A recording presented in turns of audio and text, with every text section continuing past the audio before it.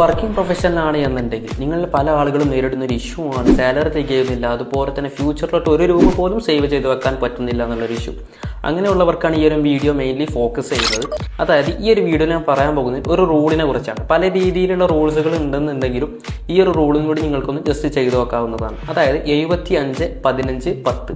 അതായത് നിങ്ങളുടെ സാലറിയുടെ 75% നിങ്ങളുടെ എക്സ്പെൻസിനായിട്ട് കാര്യങ്ങൾക്കെല്ലാം ഉപയോഗിക്കാം. അതുപോലെ തന്നെ 15% നിങ്ങൾക്ക് നിങ്ങളുടെ ഒരു സേവിങ്സ് അല്ലെങ്കിൽ എമർജൻസി ഫണ്ട് എന്നുള്ള രീതിയിൽ ഉപയോഗിക്കാൻ പറ്റും എന്നുള്ളതാണ്. ബാക്കി വരുന്ന 10% നിങ്ങളൊരു അഡീഷണൽ ഇൻകം സോഴ്സ് ജനറേറ്റ് ചെയ്യാനോ അല്ലെങ്കിൽ ഒരു SIP പോലെ ഒരു ഇൻവെസ്റ്റ് ചെയ്ത് ഫ്യൂച്ചറിലോട്ട് നോക്കുകയാണ് എന്നുണ്ടെങ്കിൽ ഭാവിയിൽ നിങ്ങൾക്ക് നല്ല രീതിയിലൊരു ഗ്രോത്ത് ഉണ്ടാകാനും നിങ്ങൾക്കൊരു ഫിനാൻഷ്യലി ഫ്രീഡം കൈവരിക്കാനും പറ്റും എന്നുള്ളതാണ്.